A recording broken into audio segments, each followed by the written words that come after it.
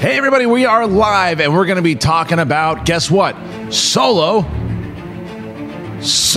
box office and Solo stuff. What the hell are they going to do after Solo? Jedi Council.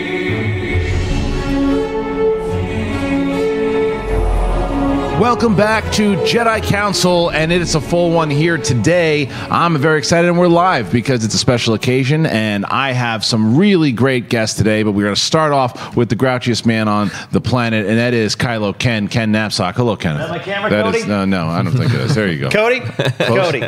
We need red lights in these things. Got it. Hey, Molly's over there. Cody's in there. Good to be back. Every time you've gone to have a Blaster Fire burger, I've been doing something else, and it's actually disappointing because I want to try that burger. All right, I forgot all about that. So now we also have to announce. You are a funny guy. Thank you, I appreciate that. But funnier than me, sitting to my left, is Mr. Joseph Scrimshaw from Force Center Podcast. How are you, brother? I am very, very happy to be here when I look you in the eyes and when I look in my camera where I know where it is. You found it? Yeah, and I had a Blaster Fire burger. Yeah, good. Yeah, it's good. It was good. The server tried to tell me not to have one. Oh, you're going to have gas or something? Yeah, they're like, no, it's too spicy. And I said, never tell me the odds. Oh, I like really like Han Solo. It was great. And making his council debut, Alex Damon from Star Wars Explained. What's up, man? Hey, is that my camera? I think so. It's good to have you, man. Dude, thank you. I'm very excited to be here. It's This a long is your time coming. debut? This is his debut. You've been here, but you've been in town before. I've been here. I've watched it, but I haven't been. Yeah. No, we first met at Star Wars Celebration. Yeah. And, obviously very aware of the stuff that you've done. And then now, because you competed in that Star Wars Schmodown and then doing it again at the live event. And that's the big news here. And that's one of the reasons, that's the reason Alex is in town. We're doing the live Schmodown this Saturday at the El Portal Theater. These three characters are going to be going head to head in a battle of Star Wars knowledge. And I have to tell you, I don't know who the hell is going to win this thing because all three of these guys really know their stuff. Sold out, ladies and gentlemen. We are sold out. Can't buy a ticket anymore, but you'll be able to see it because it's going to air this Tuesday, right after we shoot it. So, guys, real quick before we get into the show itself, how you feeling about the live event? I know that you guys, both you and Ken, are stand-up comedians, and you used to the crowds. Are you excited? What's the deal? Oh yeah, super excited to get to perform, to do our promos, and to walk out and to do all that exciting stuff. And then the trivia is just whether you know it or not. I got to be a Jedi. I got to be Zen. It's the will of the Force. You're looking to take out your podcasting partner over there and shut that arrogant Star Wars mouth of his when it comes to Schmodown? Yes. I want to wrap him in a warm, friendly hug of slight defeat, as he might also do to me. It's really a battle to lose to Alex. That's right. Alex does this 24/7 all day. Well, Alex, last time you competed, you got a handshake from the now current champion Sam Witwer, and I know it meant a lot to you there. But how you feeling going into this live event? Because you're not as used to the live events, but your Star Wars knowledge is pretty incredible. Well, I mean, I did start the channel to study for Star Wars trivia. There's one at Dragon Con every year that Joseph also goes to, and so I'm used to doing it in front of like 100 people once a year. Nothing like this. So I'm like the opposite of you, where I'm just there for the trivia. I'm not a showboat. I'm just going to be like, hi, I just want to, talk about Star Wars and then walk off the stage. Well, someone who is definitely a showboat and a trivia master is the former Star Wars champion, Ken Napzok. How are you feling about these two characters? You worried about it? It's not so much what I feel about them. It's what I feel about you using that word former with such joy in your mouth. The thrill that you roll that word out of your mouth and throw it down. It's never like that. Never used to be, but you kind of deserve it, no? Spicy like a Blaster Fire burger over here. Absolutely. I'll send you straight to the restroom. No, I respect both these guys, and I think that's clear. I've never backed off that statement. I respect Joseph so much. We became friends over our shared passion of Star Wars and the little details. There's times I'm like, I look at him and I go, "Who's Rias is a what?" And he's like, "It's a Quarren or something," and it's not. And then I study with him his videos all the time, and I think you're playing a bit of possum. I ran into you on the mean streets of Burbank yesterday. I was like, "How you looking for Saturday?" And this is Alex. I'm really nervous. I think you're playing a little like possum.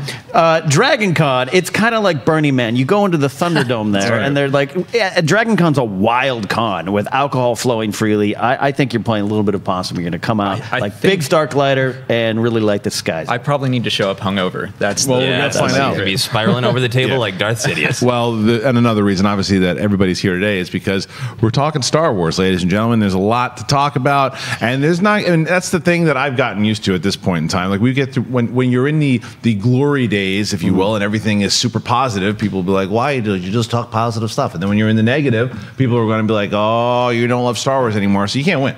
But that's the conversation we're going to have. There's going to be a lot of us that are maybe think that there's nothing to worry about. There's going to be others on this table that think that there's a lot to worry about, and we're going to have the open conversation, talk about it all, because there's a lot to talk about after this movie came out. But before we get to that, I want to let you guys know that this episode of Jedi Council is brought to you by Rode Microphones.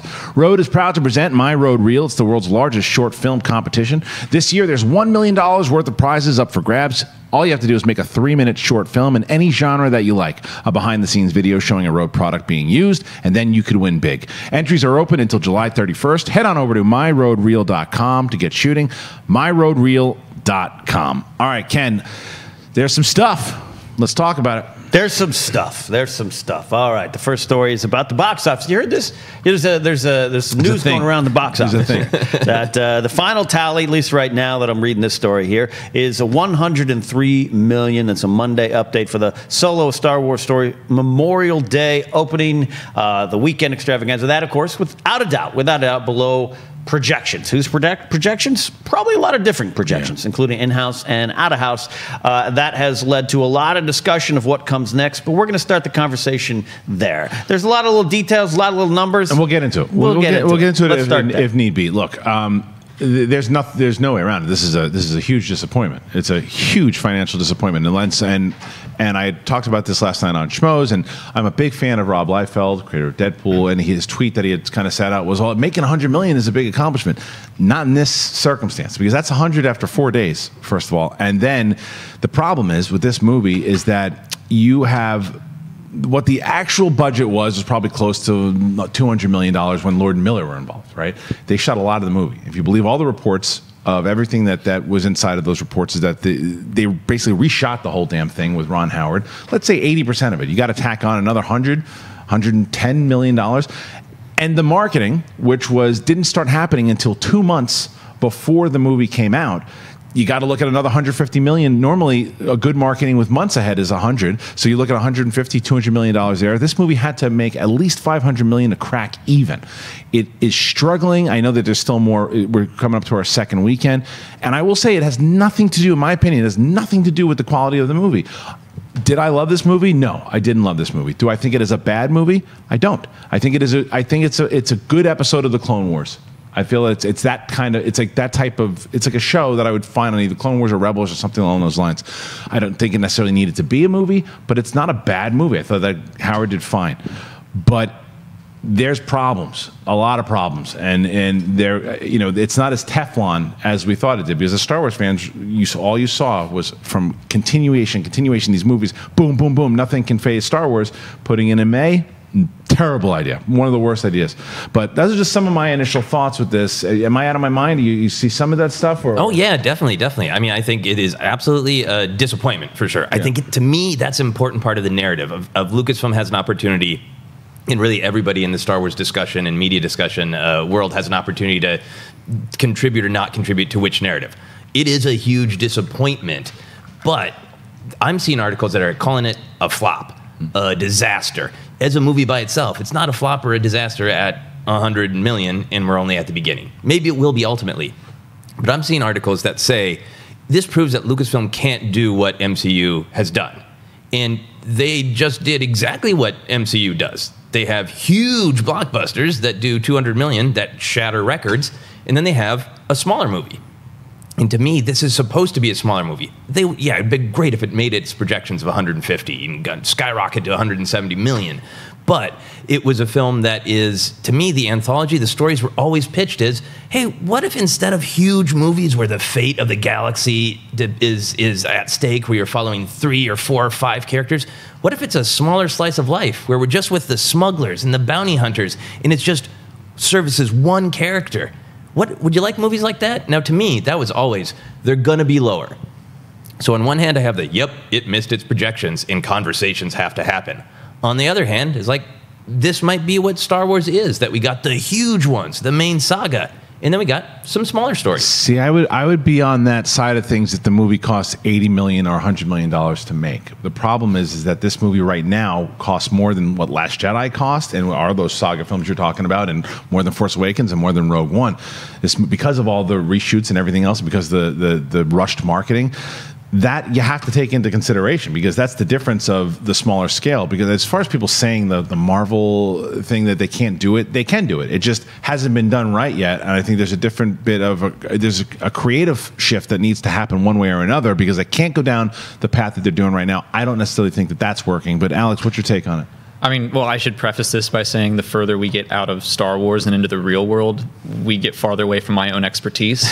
So I don't really normally follow box office projections or anything like that. Obviously, I know that this is a huge disappointment, and like 80 million when your budget is 300, 400 million is nowhere near close enough. But what if it were just the Lord and Miller budget? Would we be having the same talk? I don't even know.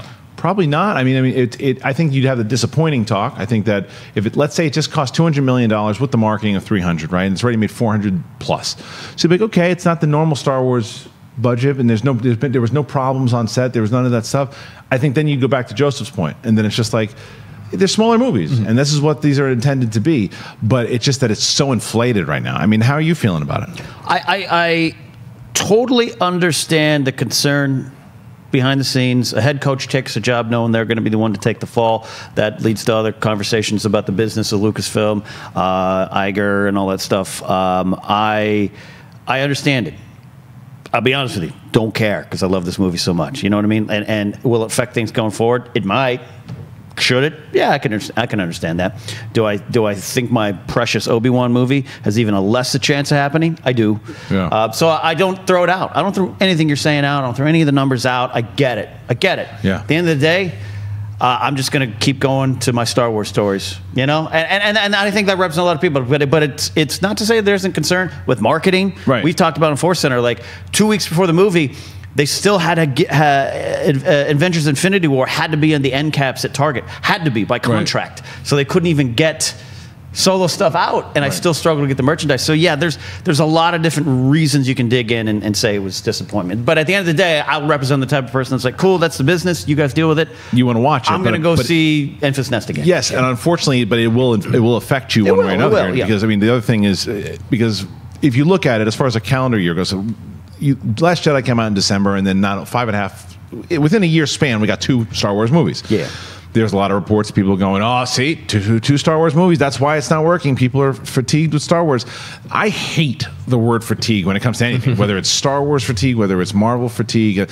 It's not a matter of fatigue. Mm-hmm. It's a matter of people not wanting to see a certain thing, not because of fatigue, because if a really great movie would have come out, if everyone was on the same page with Last Jedi, if everybody was on the same page, right, this movie would have done better. You have to call it that, because the core fan base, a lot of the core was split on Last Jedi. They were split. I'm not talking about overall just regular fans, because I can tell you the other day, my wife, who's a casual, likes 2 Star Wars movies. She likes The Force Awakens, and The Last Jedi is her favorite movie. It's like she knows nothing about Star Wars. She just liked watching that movie. Right. But the core fan base, as you can see online, as you see everywhere else, exploded.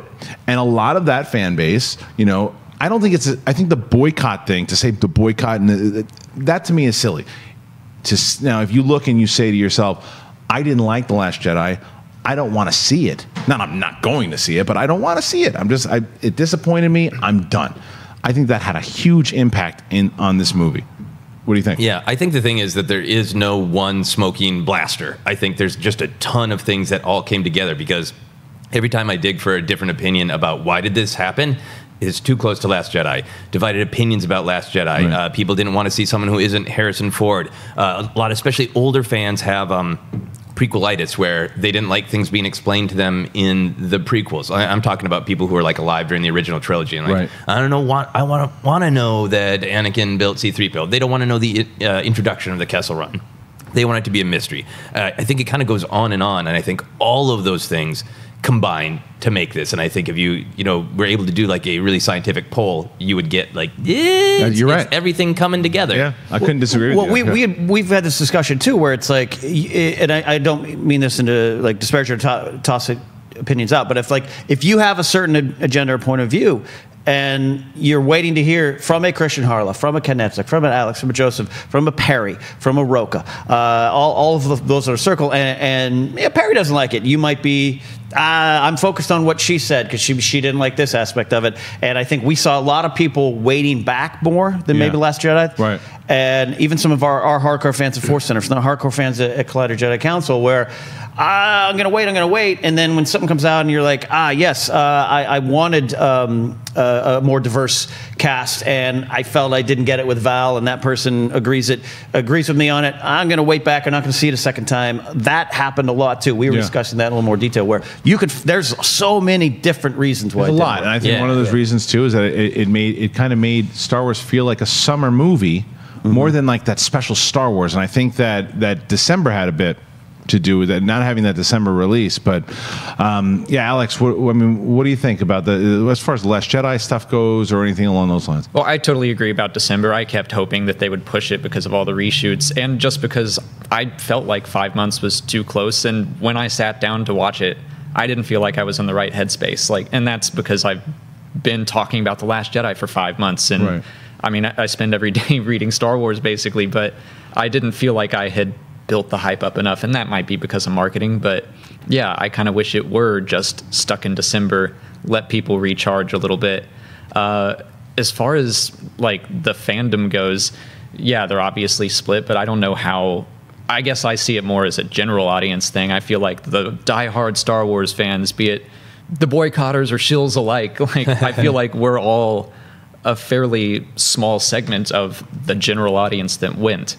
So I don't know how much the Star Wars fandom being split affected it or not. But yeah, can I piggyback on that real quick? Of course. I think another thing that we're not talking about a lot is Star Wars. If it's going to come out a lot, even once a year, maybe twice a year, it's not going to be as special. If you're an older fan, you used to wait a decade or more. Right. And then we had The Force Awakens, and that was real special for lots of reasons. Then we had Rogue One, because that was an interesting curiosity, because it's the first of the standalone. And then Last Jedi, I think, got a bump because Mark Hamill, Luke Skywalker, wasn't in The Force Awakens. Right, so we had almost even more bonus nostalgia that would have lessened.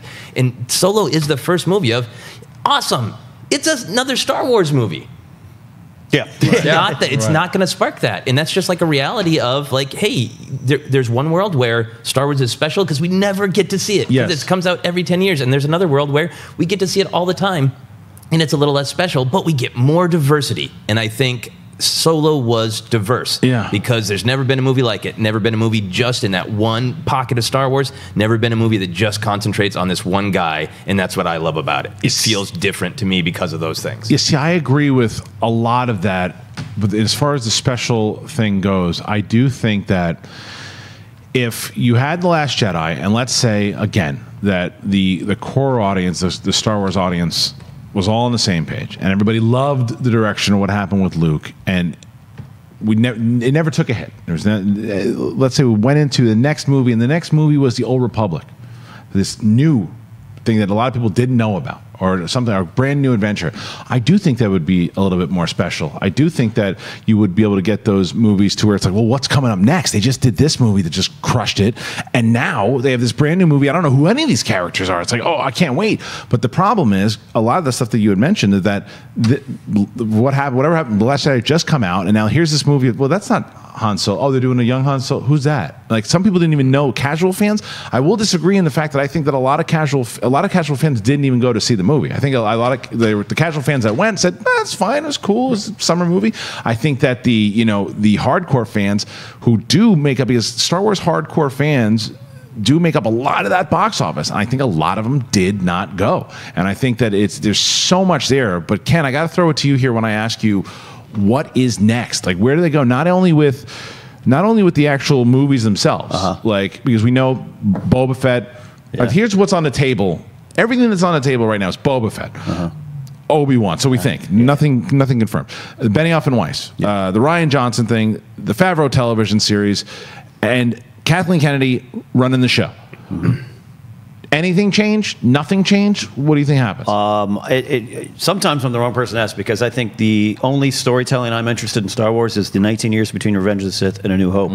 That's my highlight. That's the boot of the Empire and the galaxy in distress. I want the underworld. I want the Imperials learning to run the... that's my time period, and I'm one of the small people that enjoy that. So I don't know. For instance, creative direction, if there's no Obi-Wan movie, I'm out. Boycott Star Wars.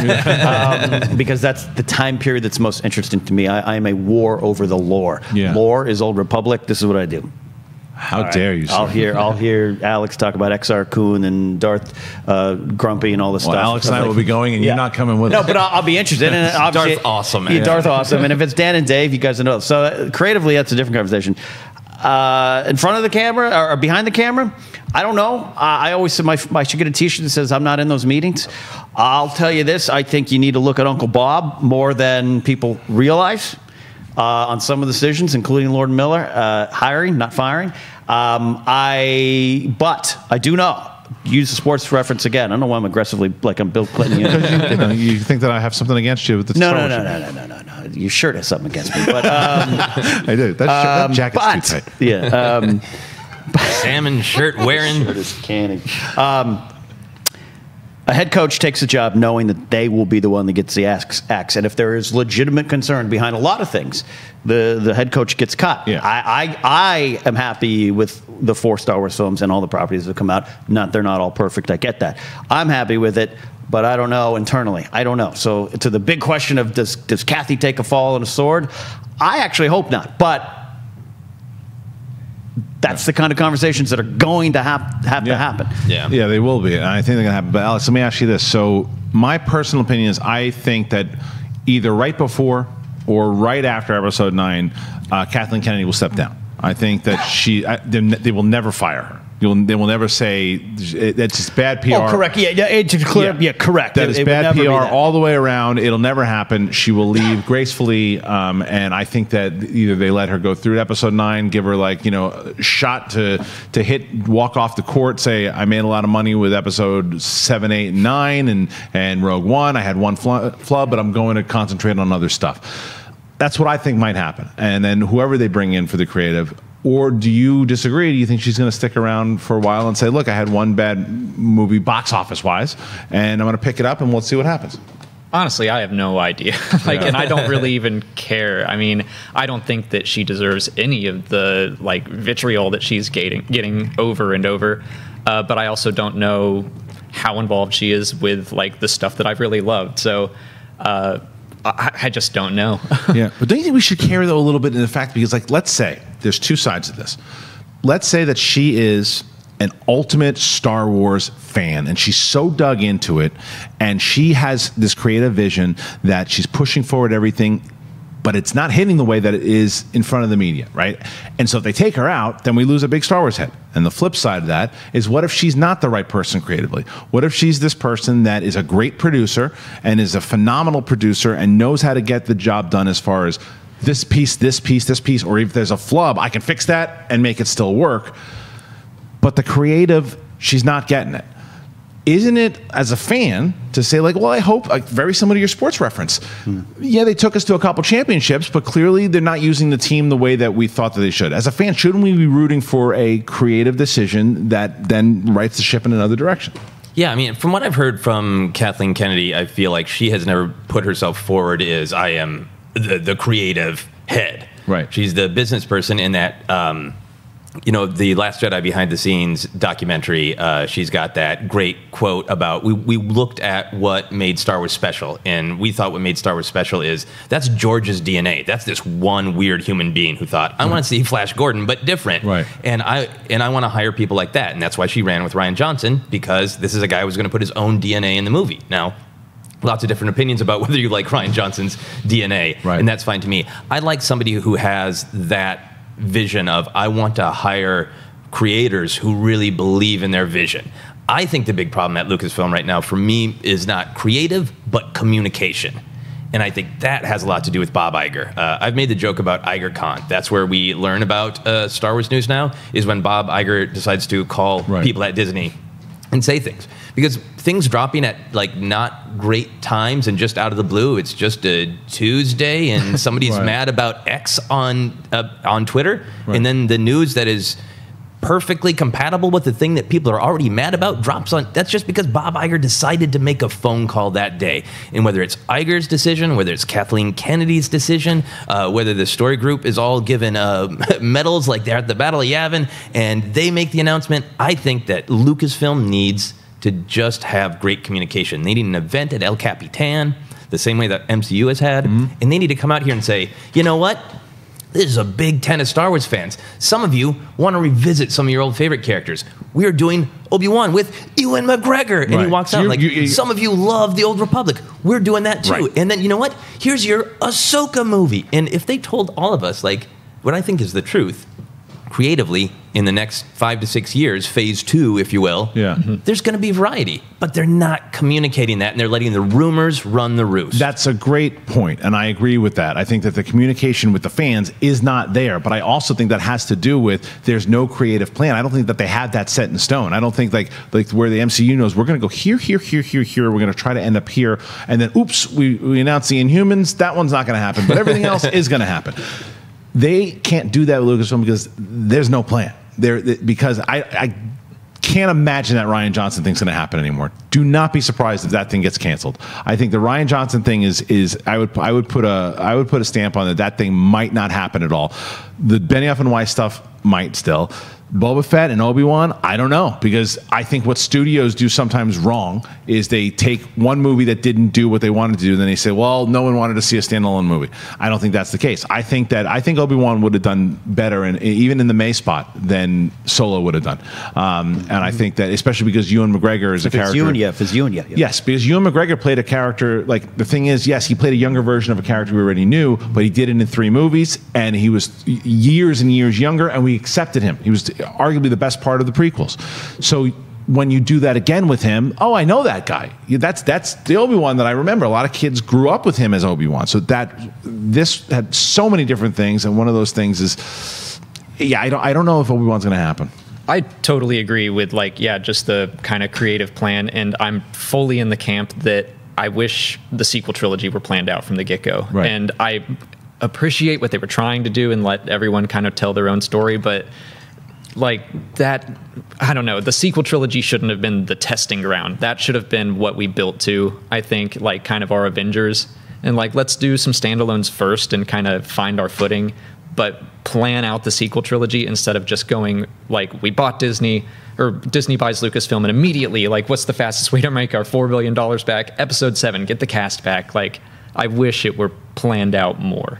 Yeah, I mean, I think that's very true in where you look at what Marvel has done, right? And you're going to get a lot of comparisons with Marvel because they're doing the game right. They started with Iron Man, and they're still making a lot of movies and a lot of money on these movies, and they're doing 2 to 3 a year, and that's why I don't buy the fatigue. There are certain people who are just like, I don't want to see any more superhero movies, but the people who are the core fan base still want to see them.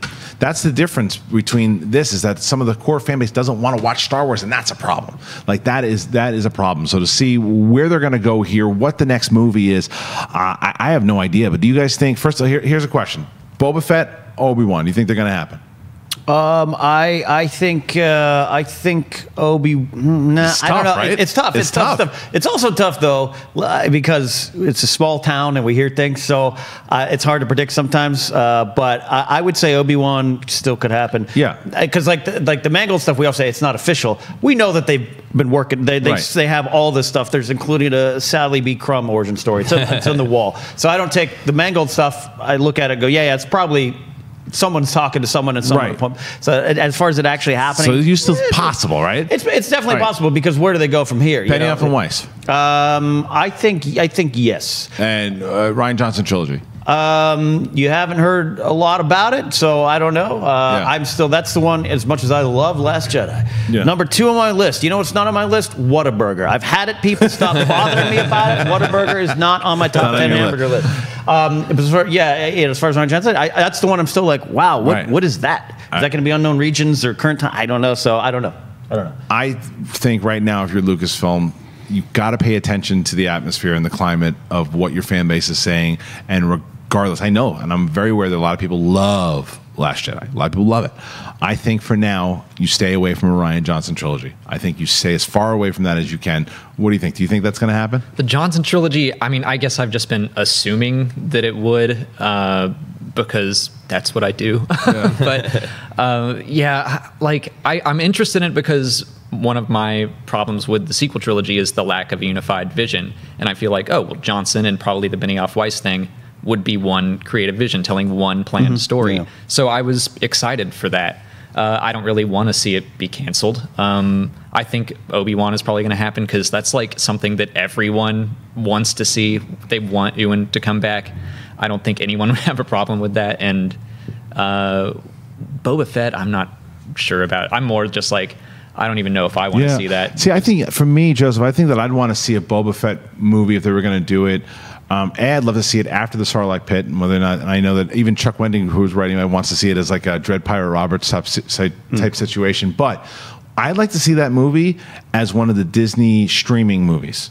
Because we don't really talk about that as much. We talk about, like, we all think all these things are going to be theatrically released, and if you have this streaming service, you can start putting movies on that streaming service. Also, very similar to what Amazon and Netflix do. All the movies that we just mentioned, do you think they're all going to happen? They're all not really been officially announced, but pretty good reports from the Hollywood Reporter. What do you think? Yeah, I mean, I think they're swirling. I think they're all possibilities. I think they are just a twitch of a finger away from being announced or not announced. I think that's the point they're at. I think definitely movies on streaming. What I would love to see on streaming is animated adaptations of the novels and great comic books lines. DC, that's where DC kills. They do an adaptation of The Dark Knight that's animated. It's great. I think that's it for streaming. Boba Fett, I think there's a lot interesting there creatively. I want to see them explore. How does he feel about being a clone? I'd be happy with James Mangold now beginning his old man trilogy. And he does Logan, he does Boba Fett, then I don't know, then he can do super old Indiana Jones. I don't know. Whatever his third is, I'd be happy with that. I'd also be happy if they announced, we said Boba Fett, but it's the Underworld series part 2. Yeah. A lot of fans had doubts, but the fans that are coming around to seeing Solo, maybe they're seeing it Monday, Tuesday, they're starting to go like, wow, yeah, I wasn't into this, but you know what? It was fun. It was Star Wars. It's pulpy. It's serial adventure. And I think a lot of fans, even fans who didn't like Last Jedi, are in fact getting re-energized by some of this sort of classic DNA that's in Solo. Yeah. So if they announced Boba Fett as, we like that world. In fact, can I say a spoiler for Solo? Yeah, that's one thing for you guys to know. I didn't say it up top too. So if you haven't seen Solo, you should probably bail out now, because from Joseph's point he's about to make here, plus we have other stories that are going to be very spoiler heavy. So wanted to give you the heads up. The rest of the episode is going to be very, very spoiler heavy on Solo. So I would bail out if you didn't see the movie. Yeah, so they were just like, it's Boba Fett, but it's a continuation of that Han world, and Maul is going to send Boba Fett on a mission, and Kira's going to try to stop him. Right. And it's like, that would be interesting to me. I want that Ewan McGregor Obi-Wan movie more than I want children of my own. I want that movie so desperately. All I want is for them to also announce something different, either brand new, Old Republic, or something with a little bit more diversity, because I think that is a legitimate concern to have too many movies that are led by a known character who's a white guy, written and directed by more white guys. So I think if they announced Obi-Wan and a woman's directing fan favorite Ahsoka, or even like, hey, we're going to show you how much of a spine we have, Dr. Aphra. Most of you have never heard of her, but the hardcore fans are, in just like MCU trust. None of you know who Ant-Man is in the general world, but comic book fans do, and we trust you. So I think if they announce something classic like Obi-Wan, right along with something that showed, like, we're going to invest in fans who read the deep cuts. We're going to listen to everybody, and we're going to just say, we know you want us to listen to the audience. We hear that you're diverse, so here's a little bit for everybody. Yeah, and I think that in order to do that, because again, using the reference for, let's say, Guardians of the Galaxy, right? Yeah. Something where you're talking about there. Nobody knew what the hell that was unless you were a big Marvel fan. The thing that they had working for them was a string of movies leading up from like 2008 up until 2014 before they released that thing. So they need. I don't disagree with you. I would love to see your streaming idea, like seeing something like Lost Stars become like an animated series. It would be incredible. But I also think that you need to. You got to get the right directors. You got to get the right writers. You got to get the right actors, obviously, to really bring on these characters of these, whether it's, again, Old Republic or whatever it is, to attach people, to get them excited about it, and then you start diving into those comics and those books. But I'm worried that some creatives over there are looking like, well, that's maybe too inside baseball. Maybe that's the fans aren't going to get that. Because going off of your point, good stories are good stories. Yeah. If we respond to them in general, then entrust that the audience will respond to good stories, because the original Star Wars sounded ludicrous when pitched, and nobody knew it. And there was a couple people that took a shot on it. But if you tell good stories, that's all it's about. Don't worry about we have to try to get the box office, so let's put out Han Solo because everybody knows that name. Oh, wait, Boba Fett, they liked him, he was really cool. Or even Obi-Wan. It's like, let's take a shot on some new things, but it's also picky and choosy. It's a very, very tough situation. The streaming service is not talked about enough because we don't know about it enough. But I'll late at night when I'm not watching Alex on YouTube, I'm watching Scott Galloway on L2 and talking about the business and Amazon and Netflix and Apple and the big titans trying to fight over this space. Yeah. Disney wants in; they're already in, but this streaming service is huge. Favreau running a TV show is pretty big to come out of swinging to get that name. And Iger did say in one of his calls, "You gotta have some names you're gonna be surprised about." That's my Lawrence Kasdan meets Ed Asner too thrown there. So I think it's a big thing. Bob Iger, it's a trap. Yeah, because the call for diversity behind the camera, on screen, all that kind of stuff. It's going on in a lot of places in the novels and the comics. Dr. Aphra is an Asian. Asian doesn't exist in Star Wars, but it's an Asian female designed character who is LGBTQ, and no one's paid. Like, it's so quiet. And it's there in the comic. And you throw it up in a streaming service in a 2-hour movie, you're going to get a lot more people going, oh, what are you doing here? And then Disney and their streaming service is going to start fighting with Netflix and all this kind of stuff. That's where I think the battle might end up really going. I think the streaming service, and I've talked about this for the television show, the Favreau show in general, because I think he already said he's done with like 6 episodes. I believe they're going to try to launch it next year, and it'll come out probably before the last movie comes out, the episode 9. I said it before, and I'll say it again. I think episode 9 the Favreau show can reconnect the fan base. I think that the television show, Favreau show, could really start to take everyone that has been on the opposite side, this civil war, if you will. I think it could close it up. I think because that show has the ability to do what movies in general cannot do. It's why shows, again, like Stranger Things and these other shows work so well, because they're essentially these 8 to 10 hour movies, and they're developed all the way through. And this is a guy who's already going back to what you said before with how there wasn't this plan for the new trilogy. It was like, there's that movie, we'll figure this one out. There's that movie, we'll figure that. This guy's written 6 episodes already of the show. So there's 6. He's designing the show, and he's going to arc it up until like 8 or 10 episodes, and we're going to develop and we're going to respond to these brand new characters. But each time we watch, we're going to get more and more and more invested, and we're going to start to get sucked into Star Wars every week. Or if it's a binge, it is going to change the Star Wars fandom, I believe, if done correctly. Now, if it stinks, then it could blow it up. But that's my overall thought. What do you think? Yeah, I know. I have high expectations for the Favreau series. I think he has represented in his own career all of these different parts of what the Star Wars DNA is, and a big one being comedy, and comedy that comes from characters. So I think that's going to be great. I love the detail that's popped up that not only has he already written these,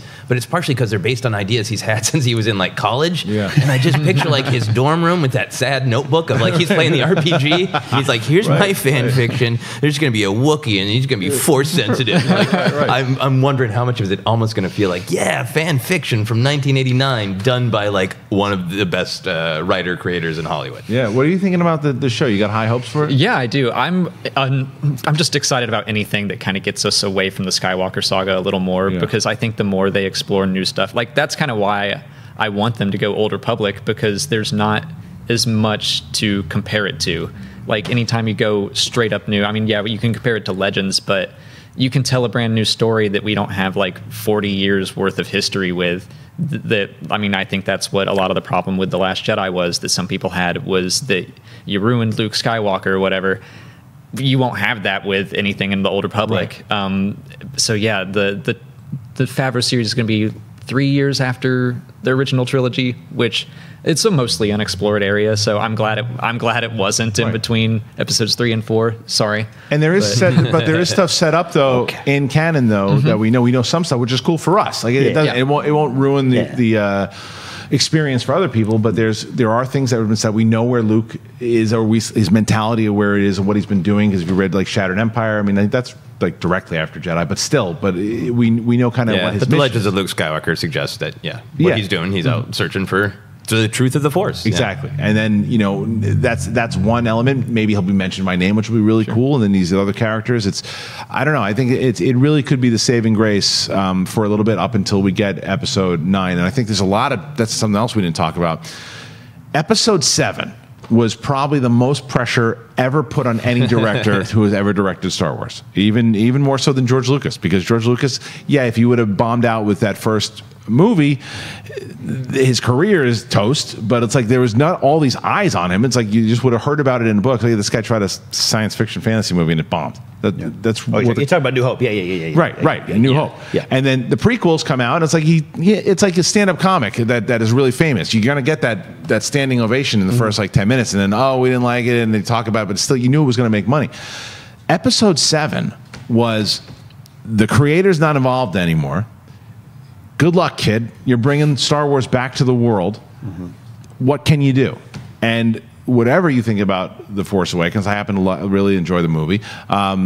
It did it, and it put Star Wars back on the map. It started the fever pitch again for Star Wars, and then he said, "I'm good. I'm done." And then Rogue One comes out, and it's another hit. And JJ sits back, says, "I'm good." Then Last Jedi comes out, makes a lot of money, but then this whole thing then starts to happen with Colin Trevorrow, and then maybe there's this back. Maybe does JJ like the stuff happening in Last Jedi? Maybe he doesn't. Whatever it is, but he decides now to take the job.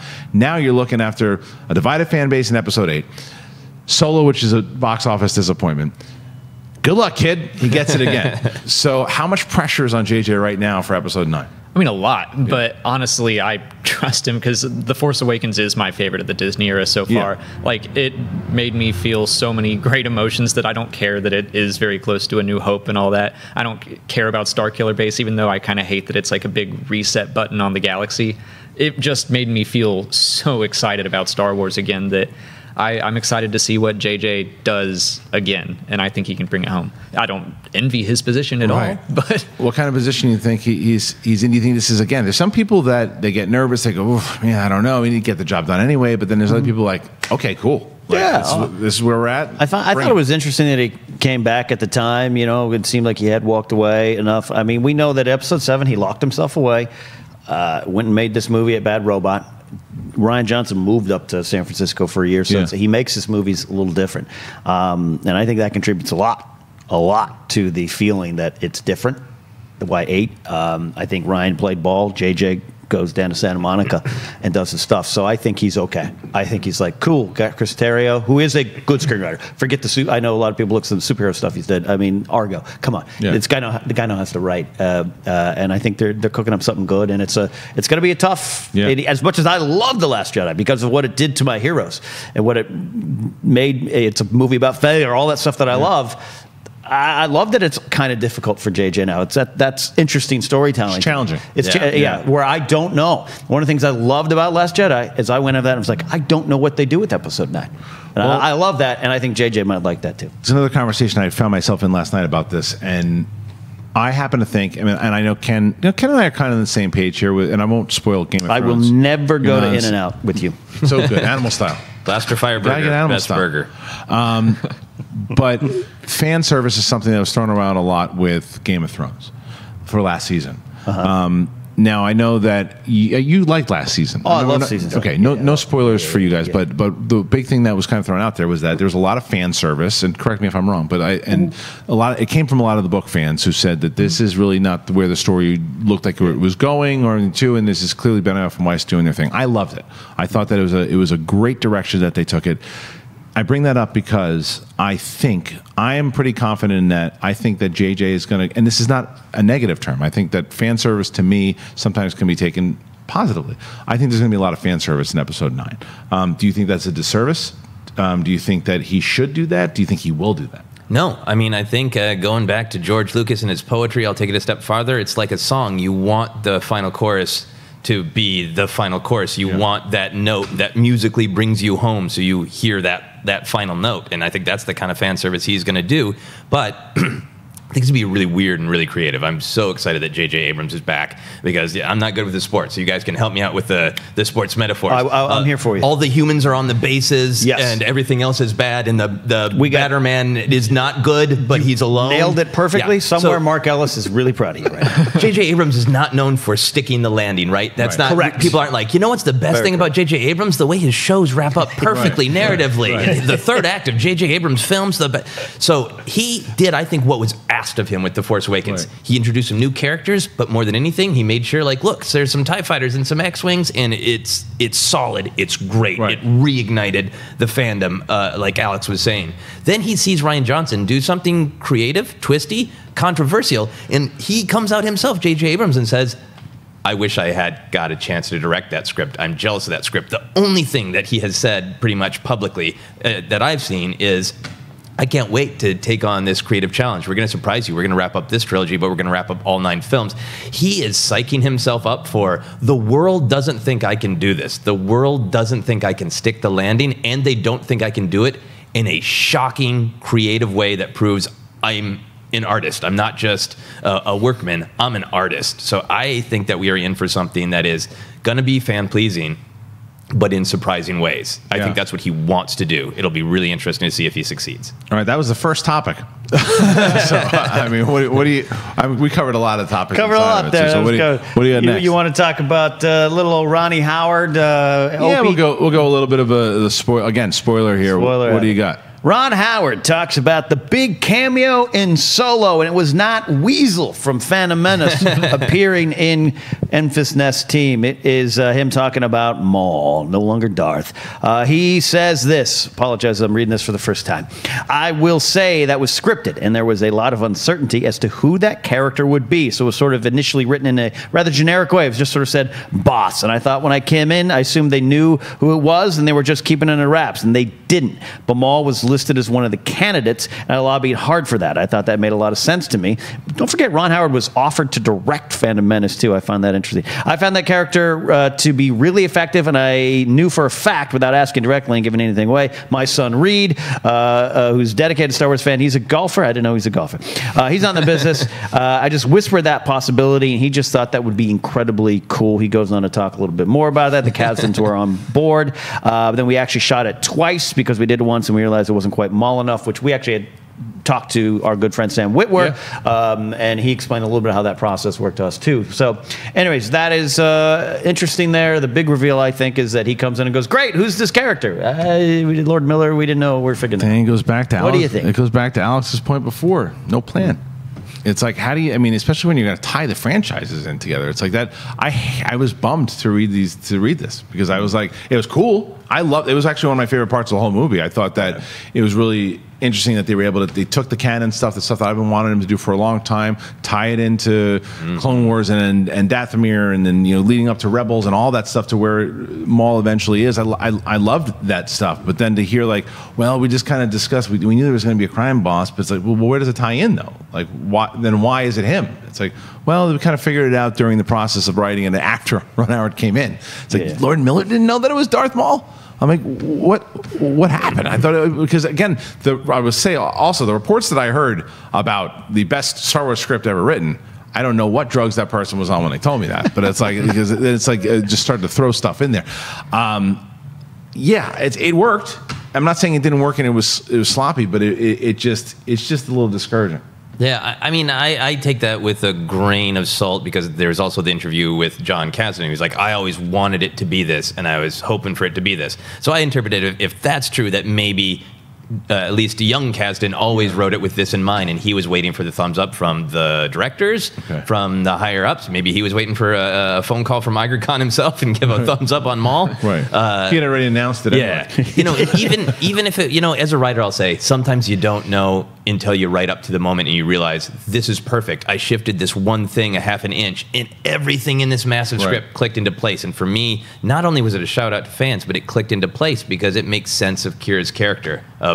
She is trying to make sure that Han doesn't end up on the end of a Crimson Blade. It's not Jabba the Hutt. It's not someone that Han can shoot. And that's what she says, in that elevator. I know a little bit more than you do. Right. And that's what she knows of, like, there's no amount of cocky or fast ship that will stop this guy from killing you. Right. And it works because it's Maul. Yeah. I mean, I don't disagree with that, but what do you think about these comments, and what do you think about the reveal in the movie? I loved the reveal. I have been saying for a long time, like on my own speculation, that, Lucasfilm can't just throw in stuff from the comics and Clone Wars. They got to kind of tiptoe in it, and then, like, in the middle of the movie, they're like, I hope everyone watched the Clone Wars. Like, just dropped that. So I am excited that they're willing to do that and just trust the audience to figure it out. As for the comments, like, I guess I kind of take it with a grain of salt, too, just because I don't know.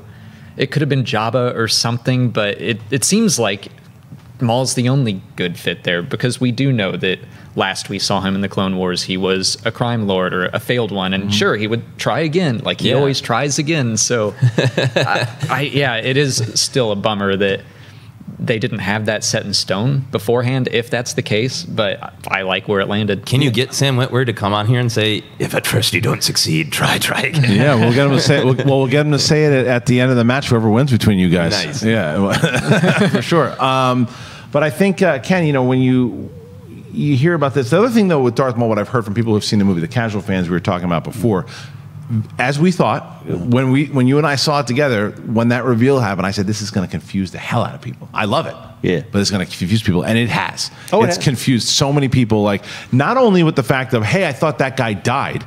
It then started to be like, I saw a lot of reports, got into this whole Facebook thing with my friend, and he's like, the timeline's all off. I'm like, no, it's not. It's actually... I saw that too. I saw that. I'm like, it's not off at all. I'm like, it's actually completely right. And it fits into... Beats is a good kid. Yeah, he is. And he didn't know, and I had to argue with him, because then he started saying, he's like, oh, I was going to watch some silly cartoon, and I'm like, you should have, because it's some of the best narrative of Star Wars that we've ever gotten. Yeah. And to his credit, it's like, all right, I'm going to go back and check it out. But yeah, it's like, it definitely threw some people off. Oh, absolutely. I saw with one person who was like, man, I'll tell you this, I love this movie, love the reveal. Maul's one of her favorite characters, and she was like, I didn't know this was before the Phantom Menace, and I was like, well, it's not. And another friend who actually, he said, how is Maul alive? He texted me, and I was like, you probably watched the Clone Wars ropes. He's like, no, I've watched Clone Wars. I know what happens. He's got spider legs. Got it. How is he alive here? Like, what?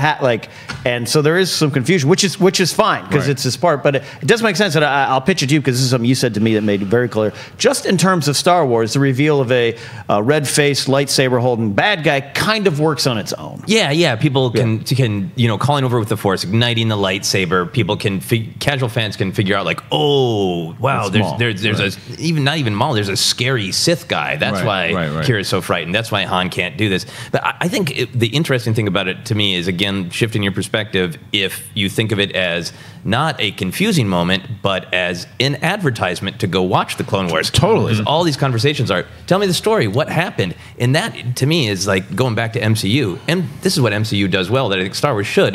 At the end of Infinity War, there are going to be spoilers for that. Can I spoil Infinity War? Yeah, stay away from that one. All right. Yeah. So there's a symbol at the end of Infinity War, and half the audience is like, yay! And then the other half, I was literally in a theater where like half the audience was like, yay! And the other half turned and was like, what does that mean? Right. They're like, and you can explain, that is an invitation. 100%. I've been screaming from the rafters about this for years, of like, put some, when we used to talk about, like, if Ezra would have shown up or somebody would have shown up, my point was always, let them show up, because if you confuse the audience go, well, who is that? Well, go watch Rebels because of this. Go do this. That was the first thing I thought of when they said it. It's like, well, people are going to go watch the Clone Wars now, or people are at least going to be talking about the Clone Wars now. He came back. This is what happened, and that's how you connect it all, because there's more conversations about it. And it's like a lot of people aren't even aware that that show Clone Wars exists, and B, that it all counts in the same thing, because they don't do what we do. They're not as connected as a lot of the hardcore fan base. So the casual fans, even though I thought it was a cool moment, were a bit lost. But to your point, we'll maybe go back and want to watch the Clone Wars. Yeah. All right, what's next? Really? Nothing? Okay.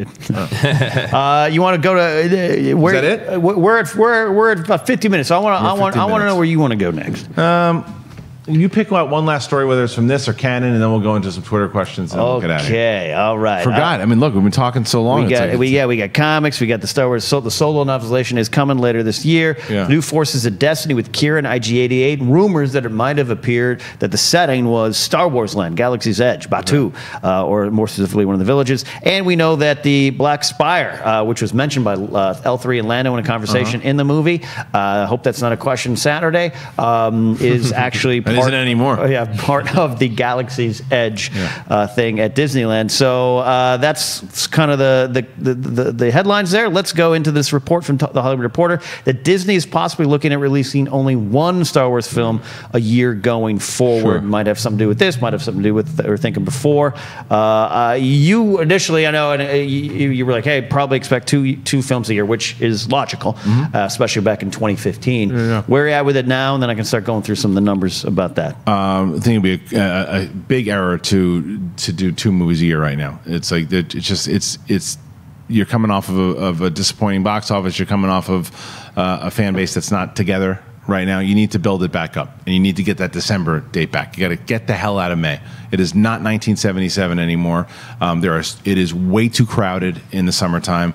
You also, as Disney, you have every other movie. Disney has Avengers, Solo, and The Incredibles coming out back to back to back. It's like, take Star Wars and stick it in December. That's its new release date every time, whether it's a year, whether it's a year and a half, a year, 2 years, it's fine. But just build it back up, put the right movies out, again, to just harken back on Alex's point, have a narrative. Know where you're going with your properties. Know where you're going as far as, even if you're setting up your Benioff and Weiss thing, have it come out every other 2 years. And then stick in the other movies and make them tie in. Know what you're doing, but 1 movie a year right now is perfect. If they get it back on track, like all the way through, then sure, 2 movies a year. Eventually, if necessary, maybe we need it. Because I don't think a sequel is going to happen at all. What do you think? Yeah, I mean, I think unfortunately, I was a big fan of Solo coming out in May because I think it feels like a summer movie. It makes me want to. It makes me want to, go driving and not responsibly. And I would in a different way because it's May. It's I was hoping it'd be the summer of Solo, so I have to concede that of course it would have done better in December. So I think until they get back to that point where they've communicated their phase 2, their phase 3 better. I think if people know years out what to expect and it's a little bit more all connected, I think they could build back up to it. I agree with that point. How do you feel? I totally agree. And what I think is great about Star Wars is that if we don't get a Solo sequel, I think we're going to get closure. They can always do it in a book or a comic. Yeah. And I think we're going to get that story either way. I used to be on your side with let's do 2 a year, bring it on. But now, just from my own feeling of sitting down to watch Solo and just not feeling ready for it, I think 1 a year is better. And even from a workload standpoint, doing it 5 months after The Last Jedi was a lot. So yeah, and Ken, the other thing is I'm listening to everybody here talk. How interesting is Star Wars Celebration going to be in April? Yeah, absolutely. Chicago 2019 is going to be interesting. Dave Hollis, who's the Disney distribution guy, he's got this is literally his bag. He says there's a question of frequency and how many times people go to the movies. Is this too much and too soon for a third time in a 5-week period? Kind of referring to Infinity War and Deadpool 2 as well. And he then goes, let's measure how we feel about this until more time passes. So I think they're definitely again, it makes sense. If you're Disney, you're looking down the hall to what they're doing with Marvel, which again is different. You got 75 years of comics. You're pulling stuff together. And you're spitting it out a little in a different way for more casual fans. I think you look down the hall and go, well, 2 or 3 years working for them. So this is Star Wars, and then this should give pause because I personally, I was a little bit with Alex where I was like, all right, let's gear up for Solo, and I love this movie. I'm excited, but like even I was like, okay. I intentionally told you read a Wyatt Earp book because I didn't want to read a Star Wars book. Yeah. You know, like I wanted a little pause too, and I make my bread off this, so I get it. All right, well, that's everything as far as discussion goes. We can't even call it topics and all that. It was just a great discussion all the way through. I want to get to some questions from the fans. I know we pulled some stuff from Twitter. We pulled some stuff from the Facebook group. And I also like to give a big shout out to our buddies over at StarWarsNewsNet.com. Even though we really didn't go over a lot of the stories that we do get from Star Wars Newsnet. They are an aggregator for a lot of the stories, but they also write their own articles. They have great podcasts. Check them out. They're one of my favorite sites out there. Ken, let's get some questions. Some questions here. We got the Facebook group Collider Jedi Council. You can ask to join there. We also go to Twitter using the hashtag Collider Jedi Council. Don't forget, you can ask to join the Knights of Ken. They support all my evil doings in the Schmodown. Let's do Andrew Blake. I like this question. What are the odds of Iden Versio, any members of Inferno Squad, appearing in the Jon Favreau series or the new Resistance series? And even, I'll add, Kristian, do you like this concept? Love the concept. Love the concept, and I hope so, because I mean, it's Janina. I mean, it's straight up Janina. It's not like, oh well, that kind of looks like Janina a little bit. That's Janina, and she is like a very talented actress, and you can get her to be in the show. She's a Star Wars junkie, and Favreau is pretty connected into the the lore, and it would make sense. Why not do a couple episodes with her? And it's only 3 years later. She's at that point. She'd be I'm trying to the storyline. Right to Jakku. It's right at Jakku. Well, she's on the side of the rebels. So, you definitely. Yeah, I hope so. The answer is I hope so, and I think it makes sense. Yeah, absolutely. I love seeing Iden Versio at the royal wedding, so I would love to see her on television. But Shriv is a great character, a funny character. Yep. And Shriv seems like, how did Jon Favreau not already create Shriv? He's a perfect Jon Favreau character. That's what I was going to say. I want Shriv. Yeah. I do think Iden could easily show up in Favreau's series. Not sure about Star Wars Resistance, because in the Battlefront 2 DLC, she hasn't been a part of the Resistance. It's a little farther along on the timeline. For Favreau, I'd love to see her in live action. Yeah, I would much rather see her in live action. I think that's a way that we can actually transfer over somebody who's either done voiceover or been in the games into the kind of live action stuff. Obviously, Whitwer's done it in a certain way, but not. We've talked about it with Vanessa Marshall and with Ashley Eckstein. Is that, of course, they'd love to actually play them in live action, and to see Janina Gavankar come on and actually play Iden would be amazing. Ken? Yeah, I'd love it. I love the character of Iden Versio, no matter what point of her personal storyline as a character. I love this character. I want to see more of this character in some kind of form or another. And I keep saying all the time, and I know it's a character you love too. And actually, I think you guys like Ray Sloan. Yeah, she could fit perfectly. How far Favreau's story goes to the entire events of the saga in the galaxy, we don't know. I imagine it might be smaller, but when does she take off for the outer regions? Right then and there. Right then and there. So there's something. I was doing some research on Ray Sloan this week, and what a character that worked her way up and to Grand Admiral. It was there at the end, and then something happens in those unknown regions, and I want to know the tale of Ray Sloan. I want to know how Snoke shows up and Brendel Hux, and I think there's a story there. I don't know if it's Favreau, but that's a character too that I'd love to. It's that time frame I'd love to see more. The Last Jedi novelization talks about how they had to go out and they faced all these dangers. I'd love to see them get picked off one by one, at Battlestar Galactica. We lost another ship. You're talking, and it's from Snoke's perspective. How he's just kind of he's admitting, I wasn't the choice to lead. It wasn't me. It came over, oh, nice fleet you got here. Right. You want to get down to the candy store? Let me tell you the way. So what's next? All right. Two more. Okay.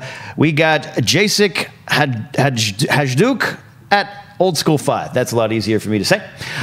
So is the now famous cameo setting up an Obi-Wan movie, another Solo movie, or just a Darth Maul movie, perhaps a mini-universe within the universe where Maul would be the baddie like Thanos? So let's just take our business heads off, Kristian, just talk creatively. Would this be something you want to see? Do you think, knowing we got Ron Howard's comments, let's throw that aside. Let's have some fun and I think creatively you have to, if you're going to do one of these movies, you have to kind of tell the audience what happened. I mean, it's just like, oh, you set it up. I think it would most likely happen in the Boba Fett movie, if it's going to happen in any of those movies, because it doesn't make sense in the Obi-Wan movie, because Obi-Wan, if you look at it, from where I believe it's going to take place, is like right after Sith, a couple years after Sith. And Maul doesn't even know Obi-Wan's alive until the events of Rebels. So that wouldn't make it, you're not going to see anything happen between the two of them in that movie. So that's a no. A Darth Maul standalone movie? I don't know, maybe.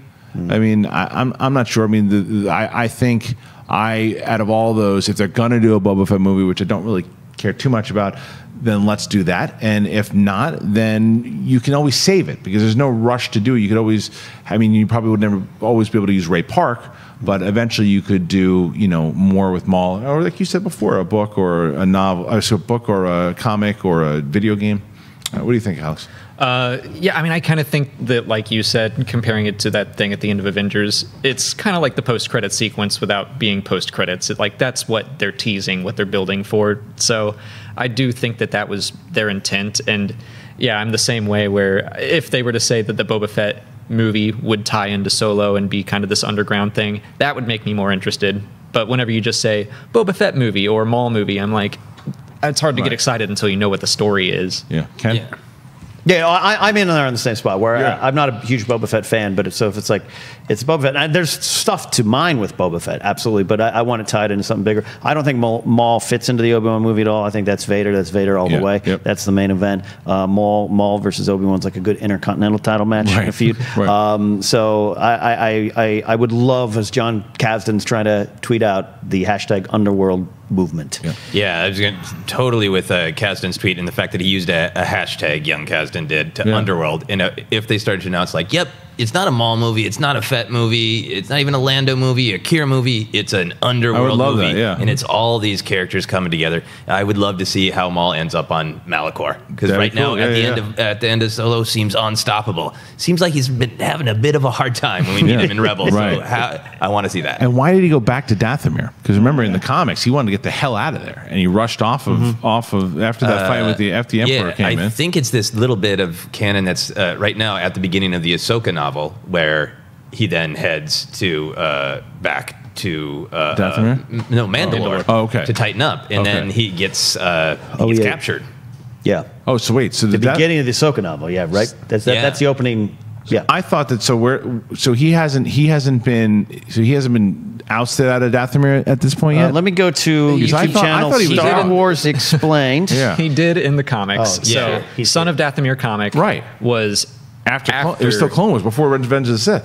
Yeah, and but it's before the Mandalore stuff. And then the Mandalore, which was going to be season 7 or 8 of the Clone Wars. Yeah. So then he goes back to Mandalore, gets kicked off of Mandalore, and I guess he goes back to Dathomir, because in Rebels we see he has that base. Okay, so that's after all. Yeah, so the point is, there's a lot of interesting ups and downs from all. Right. Yeah. All right, last one. Joseph's image of Maul, just like, I've had left. Been a tough couple years, man. Final one here. This is from Meteor at Meteor_boy. Do you think a Star Wars movie must include at least one space battle or a lightsaber fight? With Solo, I wondered, what is the core DNA of Star Wars? And without one and the other, it's maybe hard to reach an expected level of epicness associated with the franchise. No, I don't necessarily think you need it. I think that it's always fun to see certain things. I mean, Force Awakens didn't have an overall space battle, and then there was no lightsaber fight in Solo. And that wasn't my issue, if any of the issues I had. So I think you can make a Star Wars movie feel like Star Wars without any of those particular things. It's just a matter of how you piece it all together. I thought Solo did feel like a Star Wars movie. I mean, I never had an issue like that. I never said like, oh, it didn't feel like Star Wars to me. It just felt more like a television episode than it did a big movie to me, in my opinion. But it felt like Star Wars. Yeah, I mean, to me, I think it is about going back to the roots of what George Lucas liked, which was an adventure serial, cliffhangers. You've got one problem, and suddenly it becomes 2 or 3 problems, and then there's a cliffhanger, and then you resolve that, and then there's another problem. And for me, that's what Solo did. Is they had so many different problems, one right after the other, and gave that great cliffhanger feeling. And that's what I like. Yeah, I agree. I don't think that you need to follow all these rules. I think the more Star Wars movies we get, the more rules are going to be broken anyway, and I think that's good. I think, like, personally, I kind of missed the presence of the Force in Solo, but I still enjoyed it. And it's just that I prefer maybe Force-centric movies. But, like, I would be happier with more diversity than, like, it has to have a lightsaber fight and it has to have a space battle. Like, yeah, Ken? Yeah, you know, if you have to have those kind of things, you're making a fan film out in Acton right now on the weekend, all right? Hopefully you can show up for having sandwiches. I don't think you need those kind of check. The core DNA of Star Wars is George Lucas with the adventure serials telling 12-year-olds on the cusp of adulthood, here's the moral lessons you're going to face in life. Here's kind of things. I think that's the core, and I think you're right. Solo, to me, was tremendously a Star Wars story, but it's also what you're attracted to. You like the Force. I know you like that kind of stuff. Lore versus I want to see Imperials fighting, and to me, there was one of the big villains in Solo was the Empire, because this is what the Empire did. It pushes everything down, and that creates Enfys Nest, which is a fascinating character that I want more of. The fact that her mother wore the mask at one point, and then she's got this, presumably her daughter there. That's a fascinating character. That the Empire has created this. It brought all these people together. Turned Weasel from Jabba the Hutt's little, fan and pickpocketer to the second lieutenant Tubes, which is not confirmed to be Idrio or Benthic yet, is Tognath. Yeah, that's a point for you. That's what I love, and that is Star Wars to me. And I think, I valid, criticism of Solo aside. Yeah, I know you had there's some great Star Wars stuff in there that you were attracted to. 100%. I think we were just talking about Maul for so much. I mean, I definitely geeked out when that happened. That to me, I can confirm he punched me in the ribs. that was everything I wanted them to do. And there's a lot of great stuff in there, but look, it didn't work overall. Whether if you really liked it, thought it was just okay, as far as business wise, it didn't work, and there's going to be some changes one way or another, and we're going to find out pretty soon. But I'd like to thank everyone here on the council, the three competitors from the Movie Trivia Schmodown Star Wars battle going on this Saturday at the El Portal Theater, guys, and it is going to be a big event. If you didn't get a ticket already, remember that on Tuesday, 2 p.m., it will drop on this channel. So if you're not subscribed so you don't miss it. Joseph, where can they find you? You can find me on Twitter and Instagram is @Joseph Scrimshaw, and you can visit my website. Yes, I have one of those, like it's 2007. JosephScrimshaw.com has live shows, comedy albums, and my podcast, Obsessed, which Ken is a guest on this very month, and of course, the Star Wars podcast we co-host, Force Center. Mr. Alex Damon. My YouTube channel is Star Wars Explained. I talk about Star Wars every single day, and my Twitter is also @StarWarsExplain. And Mr. Ken Napzok, where are you going to be besides Saturday night? Well, you can find me at Napzok, which includes Twitch. Yeah, I'm on Obsessed. I love talking Star Wars, Game of Thrones. My first love in life, really, my top is Robotech, and I got to talk about it with Joseph. Check that out. Force Center is what we do with Jennifer Landa. But yeah, June 2nd. I know it's sold out, but maybe you can show outside, buy some tickets from some scalpers. Probably from scalpers? Andrew Gaia. Andrew Gaia, scalper tickets. Be there. It's going to be a lot of fun, but with a lot of purpose. It's going to be great to see these guys compete. I have so much respect for their knowledge in this world, and the live Schmodown event is absolutely a fun, entertaining thing. It's different than watching it here, though. It's fun watching it here. It is different when it's live in an arena. Which is it, Cody? Is that my camera? That's good. So, anyways, hey, for you too, you took a lot of crap this last week. I want to say to the fans, I don't want the fans to forget that this guy's been a flag bearer for Star Wars fandom for a long time, and a lot of people are saying this guy is grumpy, and yeah, he is. He is. Me and him fight off camera about some of the stuff about Star Wars. We absolutely do. I don't know what dark path you're going down, but don't forget, he didn't get a planet named after him in canon for just no reason. So well, good, because most of the fans want to blow that planet up now. So thank you. I just saw a lot of it this week. Pump the brakes. I appreciate it. It's all good. We're all passionate fans. Get it. I am never going to apologize for voicing my opinion, and I'll continue to do so. Right now, I love Star Wars. I love it. I wouldn't be able to do this show if I didn't love it. But I got some issues with it right now, and I'm going to talk about it until I don't have issues, or maybe I'll never have it. Maybe I'll never stop having issues. Who the hell knows? But that's what we're here to do. We're here to have good conversations. We did that today, and we had a great council to do it. So we thank you guys for tuning in. And again, check out the live Schmodown on June 2nd if you can. If not, check it out on Tuesday. Thanks a lot, and may the Force be with you always. Hey everybody, Mark Ellis here. Thanks for watching this episode. You want to watch more? Then click up here. Or you can click right here for more great content from Collider. If you haven't subscribed to Collider Video, do so right now and share this vid with your friends. Thanks for watching.